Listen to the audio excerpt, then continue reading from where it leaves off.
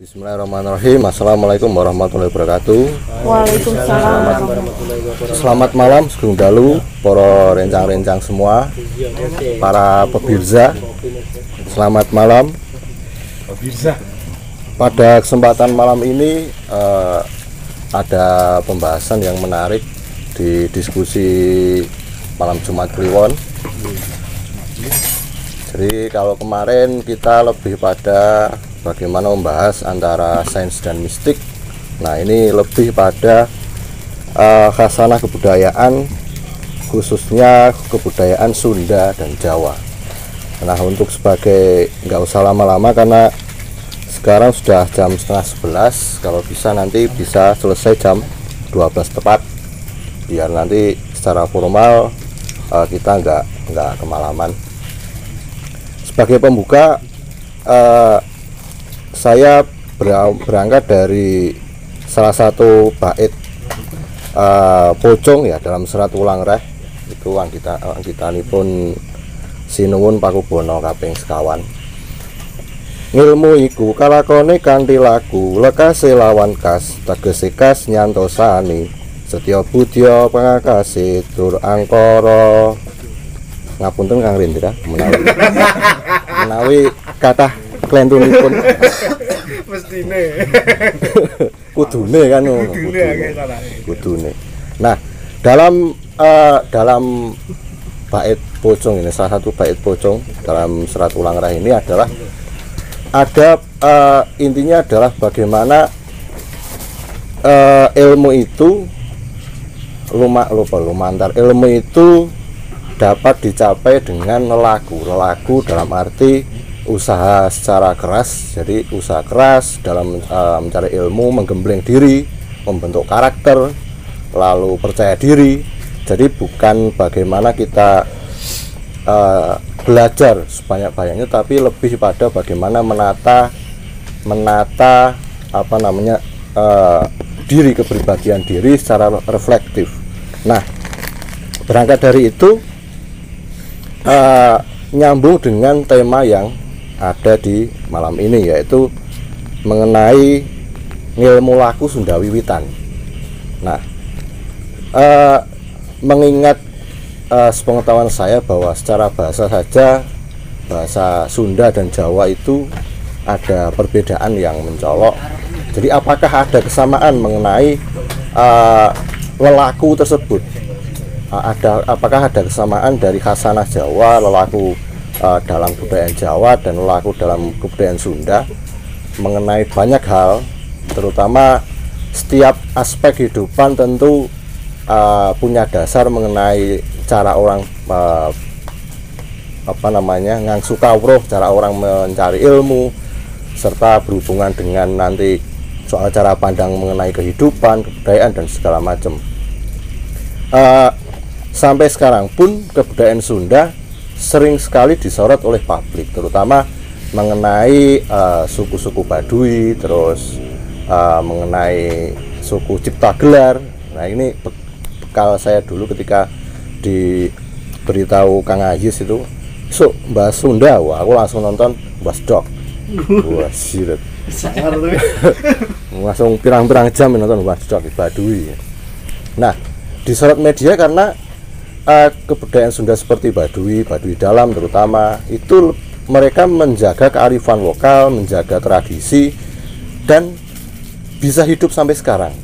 Sedangkan di Jawa Tengah, di Jawa Timur itu mereka melebur dengan kebudayaan baru yang dimotori oleh modernisasi, globalisasi, bercampur dengan budaya yang lain, dan ada efek positif dan efek negatif di situ. Tetapi kok berbeda dengan masyarakat Sunda yang lebih pada bagaimana dia juga berhasil, sama-sama berhasil dalam menjaga alam, dalam bagaimana cara pandang hidup, bagaimana kita punya peran terhadap bangsa, terhadap pemerintah. Nah, untuk kali ini saya rasa akan seimbang. Jadi kita punya titik pertanyaan bersama. Sebenarnya yang pertama adalah lelaku Sunda dari Teh Wina nanti bisa sharing, menceritakan pelaku hidup, lalu pedoman, lalu bagaimana Sunda memandang Indonesia, Sunda memandang sebuah perubahan. Lalu nanti Kang Rendra bisa cerita, karena perasaan saya secara pribadi adalah sepertinya kok Sunda dan Jawa ini punya dasar laku yang sama, kebudayaan yang secara filsafat ketimuran yang sama, tetapi secara pertumbuhan, secara perkembangan antar zaman ini berbeda. Nah, mungkin nggak lama-lama saya kasih berikan tempat dan waktu untuk Teh Wina dahulu. Bagaimana sih untuk lelaku Sunda, lelaku masyarakat Sunda, soal prinsip hidup, terlalu soal kehidupan, cara pandang terhadap perubahan, terhadap dunia dan alam sekitar. Monggo Teh Wina. Assalamualaikum warahmatullahi wabarakatuh. Waalaikumsalam warahmatullahi Sampurasun. Sunda wiwitannya, kebetulan Wina juga orang Sunda. Cuman kalau Wina sih Sunda wiwitannya agak modern ya. Karena kalau di Sunda sendiri lakunya ya tetaplah semua pun ajaran mengajarkan benar. Kalau di Sunda ya kita tradisi Sunda wiwitan itu kita lebih percaya ke animisme dinamisme ya kita. Sebenarnya kalau Sunda secara ya tadi suku Baduy ya, suku Baduy walaupun dengan kesederhanaannya tapi dia tetap bisa berkembang kan. Tidak ini apa, walaupun dia kan punya tradisi yang tadi kan Bapak siapa tadi namanya? Atar ya, Mas Atar. Kalau suku Baduy kan emang, kalau Sunda itu kan emang benar-benar menyatu dengan semesta ya. Sebenarnya kan kalau Wina agak modern ya, maksudnya karena kita juga punya amanah masing-masing tetap ya. Kalau para leluhur-leluhur Wina emang tetap kita kan Sunda itu tetap menyatu dengan alam. Kita lebih menghargai alam. Kayak suku Baduy juga, dia kan cara pembangunan rumah pun ada hitungannya. Semua kita harus menghormati leluhur-leluhur kita. Jadi kalau di Sunda wiwitan emang benar-benar kita amat sangat, setiap laku lampah kita itu harus ke ya menghargai leluhur, semesta, sang maha, sang tunggal. Adapun tradisi-tradisinya ya kita seperti ngaji poe yang seperti itu. Dan kita lebih ini ya, kalau secara spiritual nih, kalau secara spiritual emang kita tiap hari pun kita ada raja-rajanya. Jadi kita emang benar-benar mau menanam, mau ngebangun itu kan kita ada leluhur-leluhurnya, kita tidak bisa sembarangan. Begitu pula dengan ya ketika yang jadi sorotan adalah suku Baduy ya. Tapi kita lihat keajaiban suku Baduy, walaupun mereka sederhana tapi mereka tetap hidup dan harmonis loh. Walaupun ada plus minusnya tadi kan. Plus minusnya ya kayak di kita pun ada di Sukabumi, tapi kita bukan suku Baduy. Karena kan Sunda wiwitan tuh banyak, bukan hanya di Bandung. Di semua, kayak di Sumatera pun ada. Penganut Sunda wiwitan, Sunda itu luas. Bukan hanya di Bandung, bukan hanya di Garut. Cuman kita kan terbalik lagi ke amanahnya masing-masing. Karena kalau kita hidup di zaman para leluhur-leluhur kita tidak bisa serupa dengan beliau. Karena kita hidup di zaman berbeda. Sedangkan yang di garis bawahi di Sunda wiwitan adalah lebih ke ngaji diri, ngaji rasa. Jadi kita tuh harus lebih mengenal diri kita sendiri dan semestanya. Makanya di ajaran kita ya, di ajaran semua pun sama lah, lebih ke ngaji diri, ngaji rasa. Karena kita kan punya saudara ya, sejak lahir pun kita ada saudara. Di barat, di timur, di utara, di selatan itu adalah saudara-saudara kita juga. Dan di Sunda wiwitan itu ya laku lampahnya welas asih. Tidak di Sunda wiwitan sih, semua pun sama. Cuman kalau di tradisi kita sendiri ya tradisi ya, ini tradisi di kita. Emang kita lebih ke, emang kita aneh lah. Kadang kan orang bilang kok sholatnya aneh, puasanya pun jarang gitu kan. Di Ramadannya pun, padahal kita lebih banyak berpuasanya, bukan hanya sekedar di bulan Ramadan saja. Kita tirakat banyak sekali, dan puasa pun kita bukan hanya menahan lapar saja, kita puasa benar-benar mutih, karena kita ingin mengenal dengan diri kita, dengan mengenal dengan semestanya. Karena Wina keturunan Sunda Wiwitan ya, sebenarnya saya sudah modern ya, karena ya gitu, kita kan punya amanahnya masing-masing, awang kita berniaga gitu. Jadinya ya kita pun tidak akan serupa dengan leluhur-leluhur kita, karena kita hidup di beda zaman. Tapi kita harus meneruskan ajaran-ajarannya, welas asih kayak Prabu Siliwangi gitu kan. Siliwangi itu silih wangi, kita harus mengharumkan. Jadi kalau di Sunda Wiwitan tuh lebih ke ngaji diri, ngaji rasa, lebih ke praktek hidup. Makanya kalau orang-orang Sunda Wiwitan, ya bukan orang-orang Sunda Wiwitan lah, kita semua pun ajaran mengajarkan benar. Tapi ya balik lagi ke diri kita masing-masing ya, kita harus mencontohkan. Dan kita masih memegang teguh leluhur. Mau nanam, mau bercocok tanam, mau ngebangun, mau apapun, kita pasti amitan dulu sama leluhur. Emang kita pasti disebut kolot lah, apa, tidak gaul atau aneh gitu kan. Tapi kita bukan berarti kita tidak beragama. Yang pasti leluhur kita mengajarkan untuk kita punya tata krama. Dimanapun berada kita harus punya tata krama, karena yang beragama pun kalau tidak punya tata krama ya jangan ngomong beragama lah. Jadi di kita lebih ditekankan kehidupan welas asih, saling memberi kalau di kita gitu. Dan kita tetap sesajen ada, dan sesajen itu pun ya sebagian orang pasti berpikir, apalagi sekarang lah di Indonesia kan intoleransi amat sangat terlihat gitu kan. Cuman kalau kita sih, kalau Sunda Wiwitan atau kita lebih menghargai semesta, ya mungkin tidak akan ada yang namanya banjir ya, longsor, karena kita lebih menghargai semesta. Tapi ya karena kita pun udah era digital ya sekarang, dan kita tidak bisa serupa dengan leluhur-leluhur kita, makanya kita harus melakukan dan meneruskan ajaran-ajarannya supaya kita menjadi seorang pemimpin ya. Kalau kita diharuskan welas asih, berbagi. Kalau dalam kehidupan yang terpasti dan harus di ajaran kita yaitu ngaji diri ngaji rasa. Di kita itu harus ngaji diri ngaji rasa. Dan tradisi-tradisi pun ya, puasa kita ada tiap hari pun ritual-ritualnya nih. Kalau ritual-ritual di kita tiap pagi ya kita ada, walaupun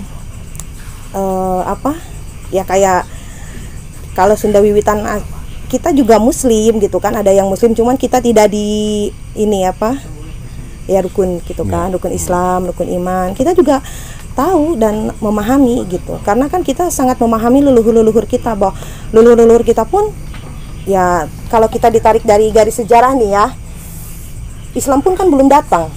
Makanya kita lebih leluhur-leluhur kita lebih, orang-orang Sunda pasti lebih saling menghargai lah.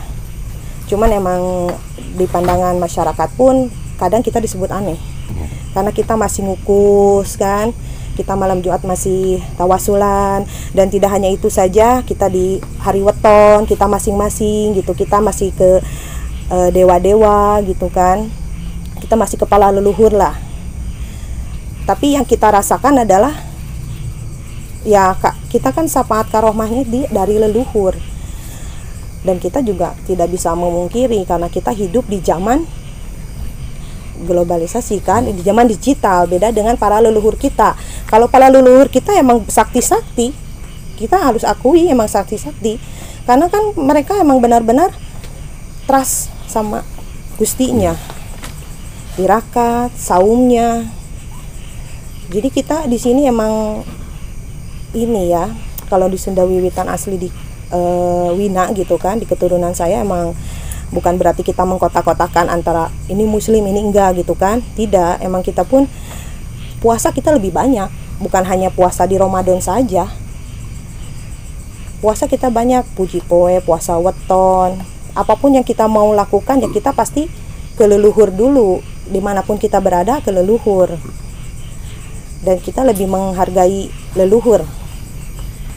Gusti Allah juga kan, itu emang benar-benar semesta yang harus kita, yang maha agung, maha kuasa, maha tunggal,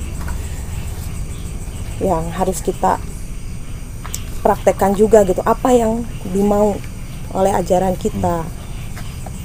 Tradisi sih banyak lah. Kalau tradisi kan semua ajaran pun sama, mengajarkan benar, itu kembali lagi kepada individunya. Makanya Wina pun kadang suka, ya kita tidak mengkotak-kotakan ya antara ini Muslim, ini Kristen, ini Buddha gitu. Karena semua pun kalau kita belajar, jadi kita kalau nggak pernah inilah, jangan ada intoleransi itu. Karena semua pun mengajarkan ulas asih. Semua mengajarkan ulas asih.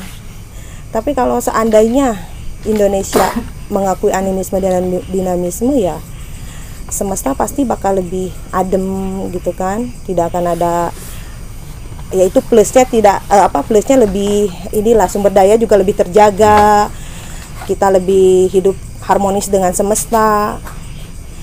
Cuman kalau negatifnya ya banyak lah gitu kan. Bukan negatifnya maksudnya mungkin tidak akan ada gedung-gedung gitu kan, itu negatifnya kan, plus minus juga. Tapi kita kan hidupnya berbeda dengan leluhur kita, makanya kita lebih melanjutkan, mengapresiasikan apa sih yang leluhur kita mau. Karena kan kita pun punya leluhur kan, ulas asih, kita harus jadi pemimpin gitu, kita harus meneruskan apa yang diwariskan oleh para leluhur-leluhur kita. Dan kalau di Sunda sendiri ya emang ngaji diri ngaji rasa, dan ya tahu sendirilah kalau leluhur-leluhur kita kan emang semua dari Pajajaran. Mereka kan emang ada ini juga pencak silat, kita bela diri ada, dan itu diharuskan.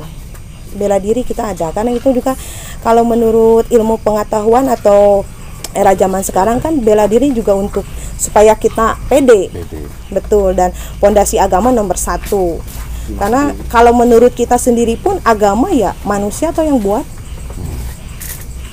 Manusia juga yang mengkotak-kotakan, si ini Kristen, si ini Islam, si ini Buddha gitu kan kalau di kita ya. Jadi kita tidak pernah mengkotak-kotakan bahwa semua sama, semesta kita turunan Adam dan Hawa. Dan kalau kita tarik dari sejarah pun ternyata leluhur-leluhur kita pun kan animisme dinamisme. Kesini kan kita kan ada rentetan ya kayak gini aja, melalui perdagangan Wina kan melalui berniaga kita bisa menyebarkan seperti itu, jadinya ya silaturahmi lah ya.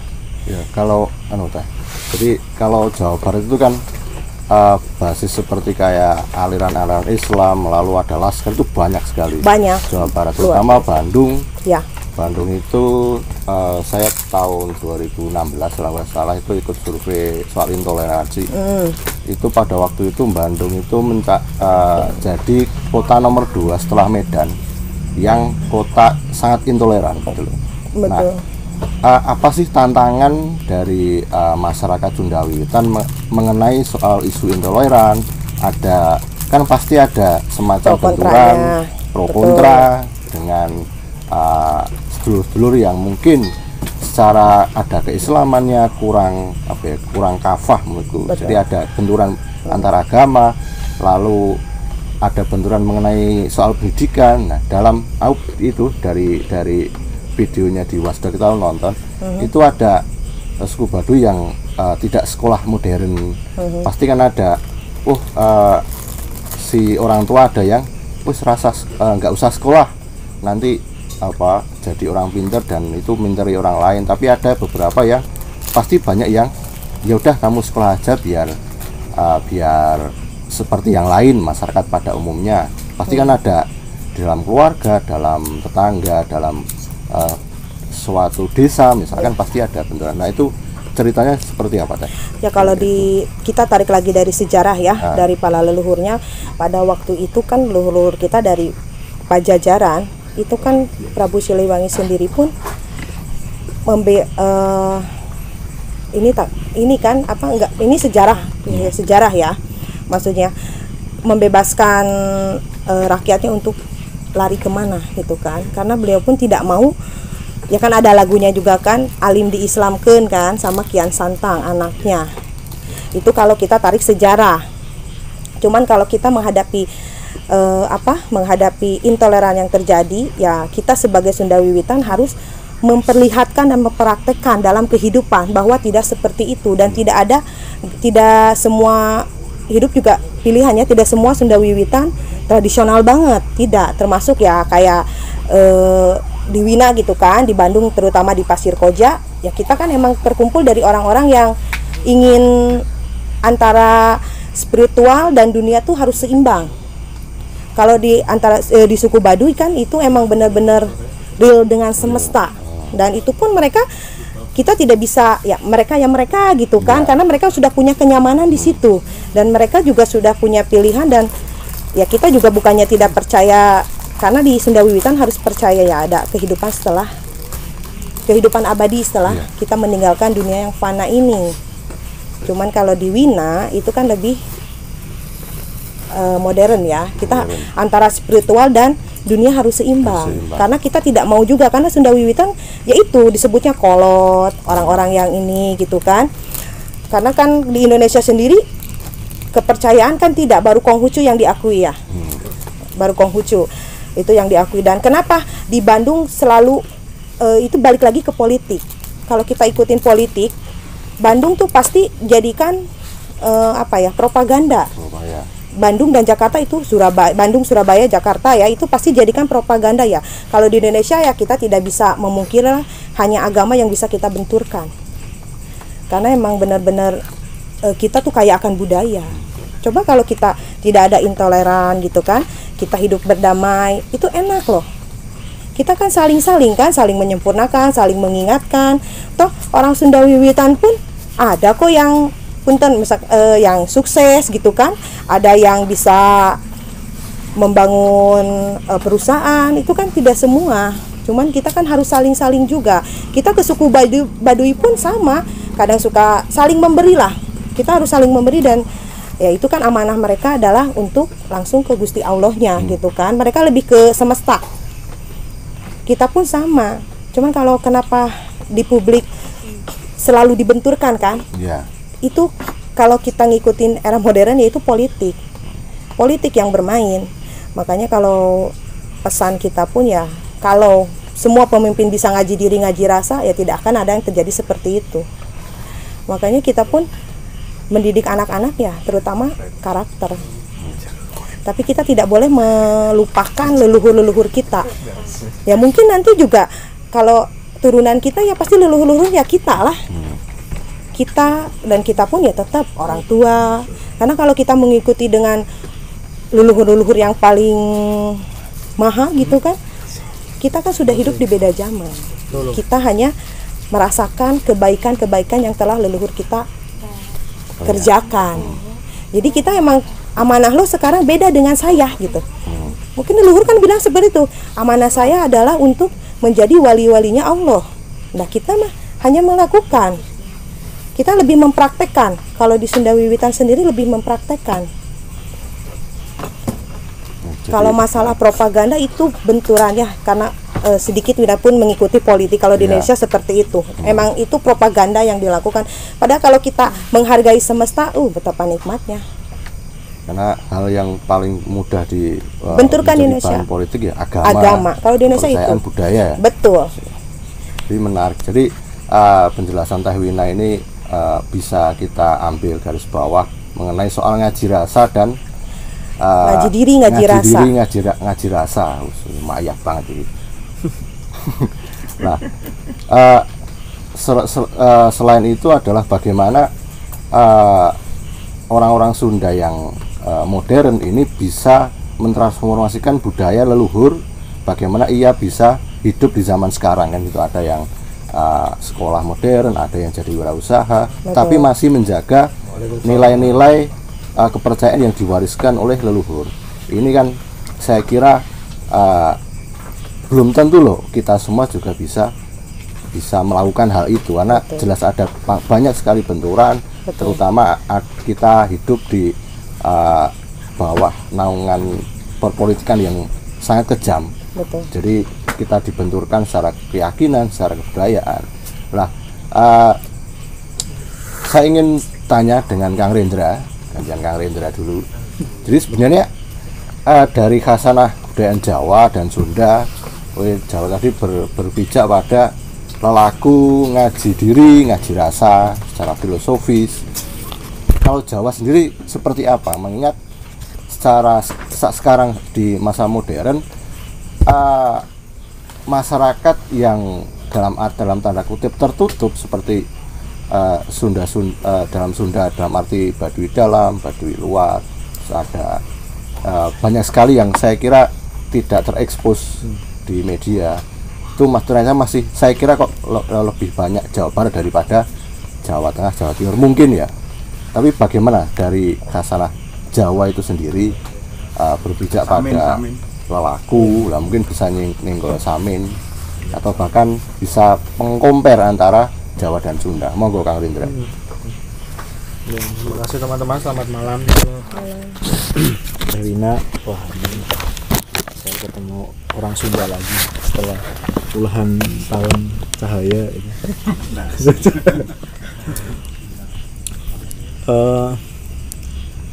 Menarik ya, maksudnya ketika kita bicara Sunda Wiwitan itu sebenarnya Jawa pun sama gitu. Maksudnya kalau kita mau bilang Sunda Wiwitan lebih banyak daripada Jawa atau misalkan yang sering kita sebut kejawen gitu ya, itu jumlahnya menariknya mungkin karena di Sunda itu ini ya sempat terinstitusi itu. Waktu saya main di Kabupaten Kidul ya, banyak di Bantenan Kidul, kemudian di Baduy gitu, kemudian di kantong-kantong kecil lah di Rancakalong, Cibiru, macam-macam. Di sana itu sudah bedanya, di sana itu selamat dan terinstitusi gitu. Jadi ada desanya diakui oleh negara, oleh sistem negara gitu. Dan mereka terakomodir oleh itu gitu. Jadi itu yang saya tahu. Sedangkan di Jawa kan sebenarnya Islamisasi yang keras itu sudah selesai. Mungkin pasca Majapahit ya, di era Demak sampai ke Sultan Agung itu hampir semua pesisir Jawa itu kan dihantam gitu. Ya mungkin sama sebenarnya di sekitar Cirebon sampai Jakarta. Jakarta lebih rumit lagi karena itu urusannya tidak hanya Islamisasi kan, dan ada perebutan kekuasaan dengan kolonial dan lain-lain. Nah, seperti juga halnya Sunda, Jawa itu yang selamat yang sisi selatan. Jadi kalau teman-teman main ke mana aja lah sepanjang Jawa yang selatan gitu, mulai dari Cilacap sampai dengan Banyuwangi, itu selatan itu jauh lebih selamat. Unsur-unsur kebudayaan yang sering kita sebut kejawen gitu. Sebenarnya kan tidak sesederhana itu ya. Jadi mereka mengalami survive gitu. Misalkan di Jawa sering kita sebut misalkan Islam Abangan misalkan. Islam Abangan itu ya mereka, saya itu berKTP Islam karena saya kalau nggak Islam mati nih gitu. Itu yang terjadi kan, misalkan di lereng-lereng gunung tahun-tahun 65 ya. Ya, kita tahu sendiri kenapa Kristen masuk di Merapi Merbabu ya, karena kalau kamu nggak masuk Kristen, nggak masuk Buddha, Buddha belum ada, nggak masuk Islam, nggak masuk Katolik ya, pada waktu itu kan hanya 3 agama yang diakui di Indonesia tahun 65-66, kamu mati, kamu PKI gitu. Nah itu kan isu politik ya, yang santer akhirnya sampai ke ranah agama gitu. Akhirnya ya udahlah masuk Islam gitu. Nah untuk menyelamatkan diri gitu, tapi prakteknya orang-orang lereng pegunungan mulai masuk Islam beneran itu mungkin sudah abad ke-19 akhir. Jadi itu baru sedikit, kemudian 20 tahun terakhir lah sebelum reformasi, tahun 80-an lah, orang-orang jadi NU itu benar-benar kelihatan, oh Nahdliinnya di sini, Muhammadiyah di sini, orang-orang Kristen yang bertata gereja di sini. Tetapi generasi pertama tahun-tahun 66-65 yang sekarang masih hidup, dia jarang sekali kok menyentuh agama secara formal gitu. Dia ya sudahlah beragama, ya sudah Islam atau Kristen daripada nggak punya agama dan nggak memiliki penjaminan atas hak warga negara itu. Kemudian baru tahun-tahun berikutnya kan Hindu diakui tahun 71, Buddha diakui tahun 86, dan Konghucu tahun 98, dan kepercayaan sebenarnya dilegalkan zaman Jokowi kan 2 tahun yang lalu, tahun 2018. Cuma prakteknya tidak sesederhana itu kan. Sampai hari ini pun ketika ya salah satu tempat saya bernaung kan di UGM itu kan ngurusi orang-orang yang beragama kecil dan dihantam oleh agama besar itu. Kelemahannya ya sampai hari ini itu nggak ada orang yang ngawal peraturan ini gitu. Jadi presiden resmiin peraturannya ada, tetapi ketika ada orang yang punya kepercayaan dia dihantam oleh situasi ya, oleh situasi macam-macam ya, politik, pendidikan, bahkan agama besar itu sendiri gitu. Nah, tetapi sependek pengetahuan saya, kalau teman-teman ke Tulungagung, ke Kediri Selatan, ke Pacitan, terus ke Jember Selatan, terus Malang Selatan, Banyuwangi Selatan, itu banyak orang-orang yang masih apa ya, ya memeluk kejawaan itu sendiri. Jadi kejawaan itu sebenarnya sukar juga ya, maksudnya misalkan kita menggali sebenarnya itu agama Jawa asli apa enggak, saya pikir enggak juga, karena mau kalau dipros gitu ternyata masih ada lintasannya ke Hindu dan Buddha misalkan, masih ada lintasannya ke kepercayaan Cina kuno misalkan, dan itu yang diramu oleh leluhur kita menjadi entitas-entitas kepercayaan lokal gitu. Jadi cuma bedanya mereka kenapa nggak selamat ya nggak terlembaga gitu, nggak terlembaga kayak misalkan kok di Jawa kan ada misalkan Samin gitu, Samin itu kan di Pati gitu.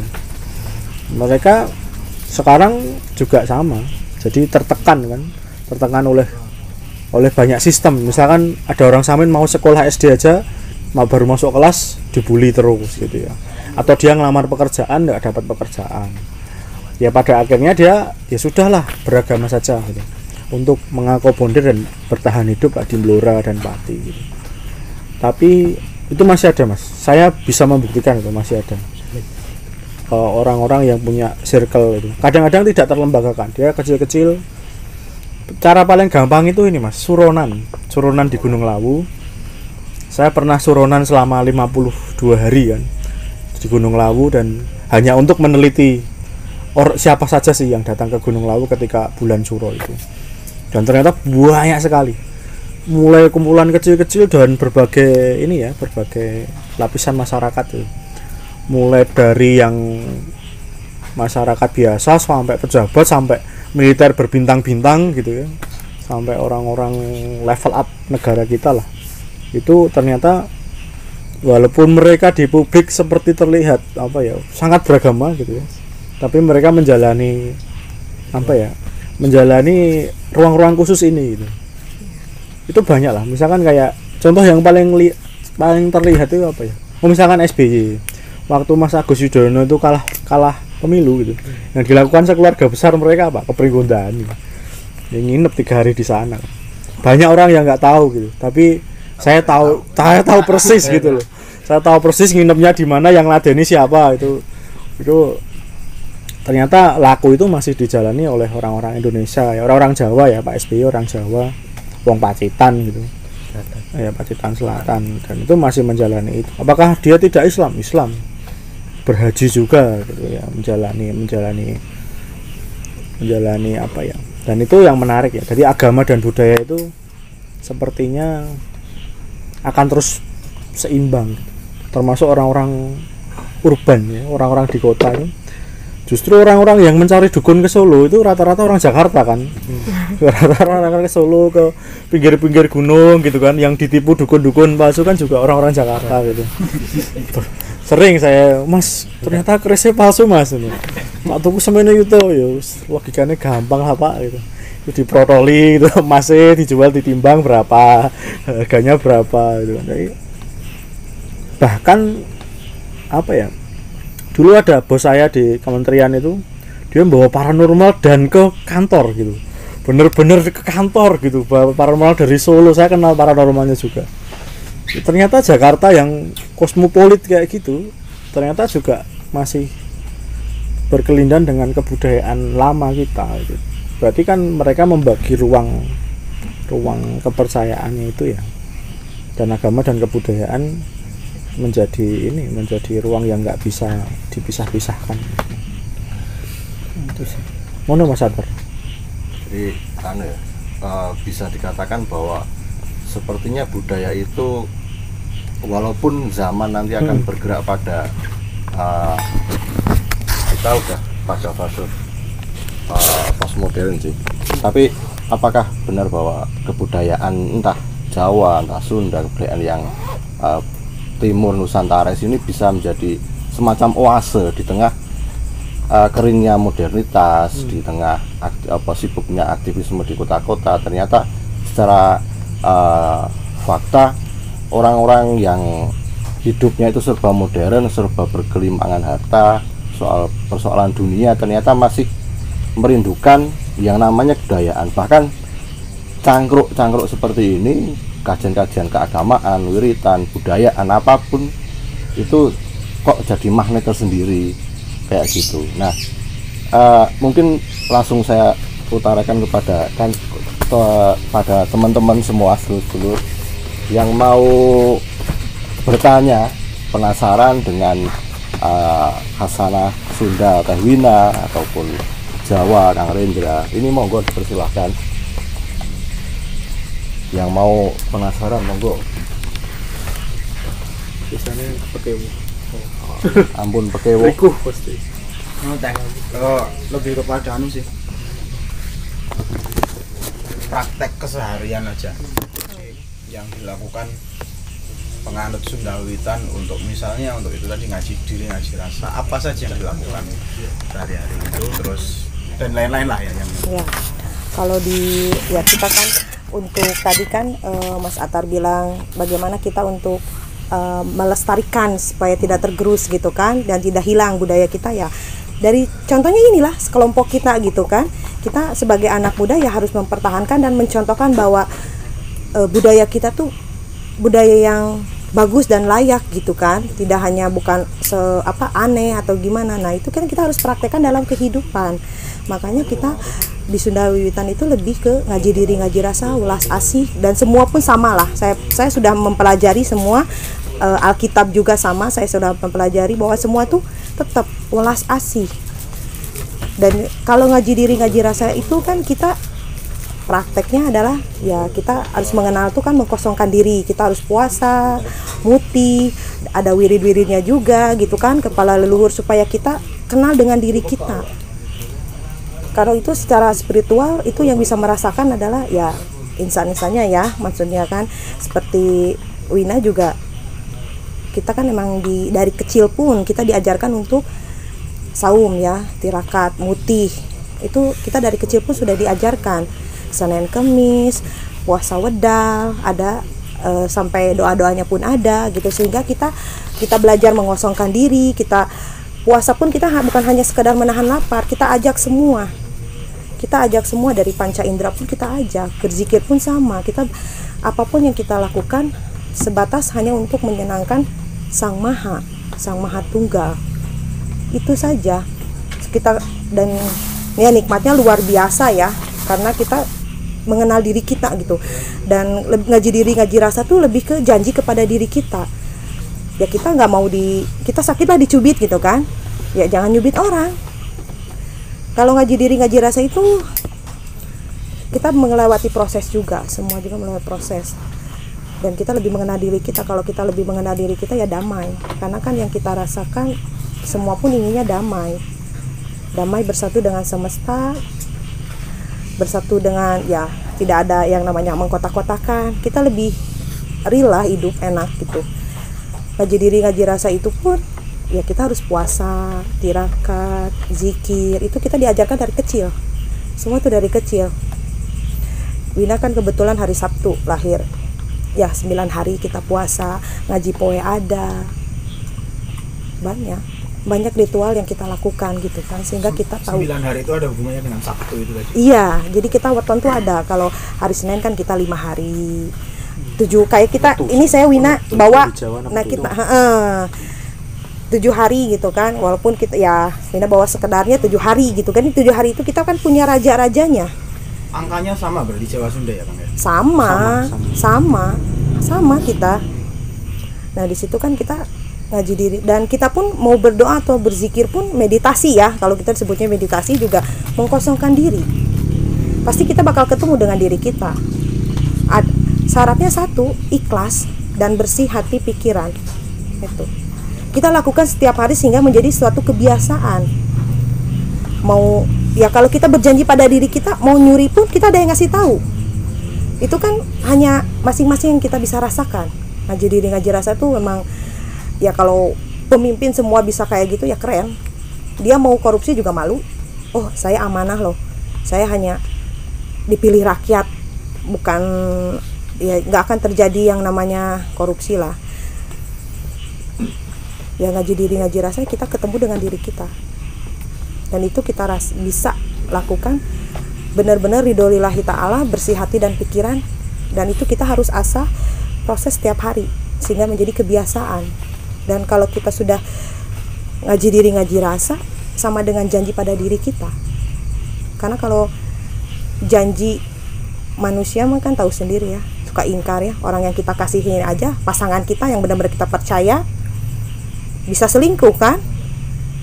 Tapi kalau janjinya Gusti Allah Sang Maha Esa, Sang Maha Tunggal, itu benar-benar nyata. Makanya kita lebih ya mencintai, ya benar-benar sayang dan cinta pada leluhur-leluhur kita, karena benar-benar janji-janji leluhur kita tuh nyata.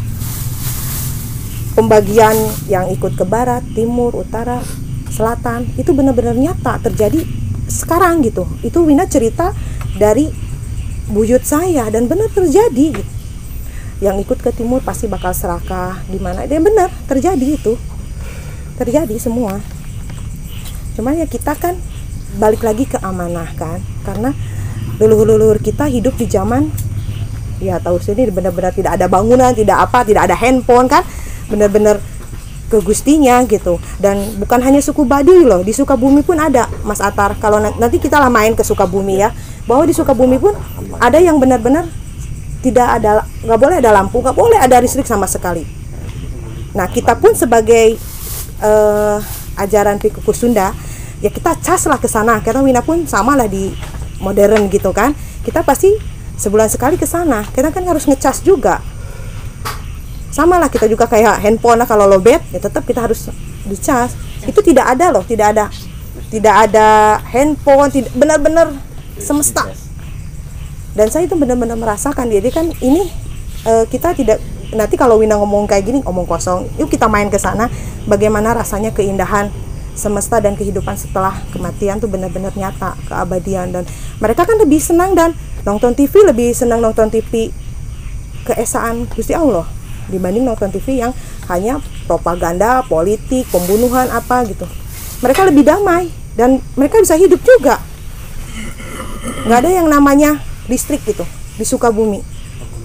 Di Sukabumi itu ya kita juga sering ke sana. Sebulan sekali pasti kita ke sana. Dan untuk melestarikan budaya kita supaya tidak tergerus oleh era modern dan ajaran-ajaran impor, ya kita sebagai anak muda harus laku lampahnya meneruskan leluhur-leluhur kita. Wina pun sama, suka ada perkumpulan seperti ini lah, mulai dari kita lah, dan mencontohkan gitu. Kalau sudah ngaji diri ngaji saya, kita juga harus membuktikan bahwa siapa sih yang akan melestarikan budaya kita kalau bukan keturunannya. Makanya ya saya harus semangat melestarikan itu semua dan membuktikan bahwa no, ini jebolan orang Sunda yang benar-benar ke semesta bisa kok bersanding dengan orang-orang yang modern. Karena kan banyak manusia pada dasarnya hanya cuman menilai doang. Tapi kalau benar-benar ngaji diri ngaji rasa, aduh ademnya luar biasa. Jadi semua yang kita lakukan pun hanya ingin menyenangkan Sang Maha.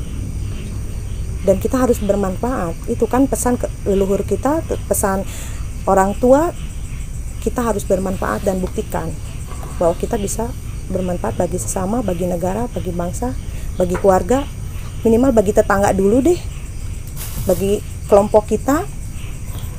Itu yang diajarkan oleh saya, keturunan saya semuanya, oleh Sunda ya. Karena kalau Sunda emang terkenalnya ya ramah, lembah lembut kan. Sama Jawa juga kan lemah lembut ngomongnya juga. Iya, karena Sunda seperti itu. Makanya ya kita untuk melestarikan itu semua ya harus berjuang lah. Karena kalau kita pun hidup mau seperti leluhur kita ya tidak bisa lah, karena kita beda. Biarkan itu kan perjuangan leluhur kita dan kita buktikan sebagai keturunannya. Dan kita tidak takut hidup dimanapun loh, karena ada leluhur yang menjaga. Yang penting kita amitan dulu, kemanapun kita berada ya kita amitan, karena kan ada penjaga-penjaganya. Kita percaya di semua penjuru mata angin tuh ada. Kita percaya. Makanya saya selalu amitan pada leluhur-leluhurnya. Kemarin pun saya mau amit.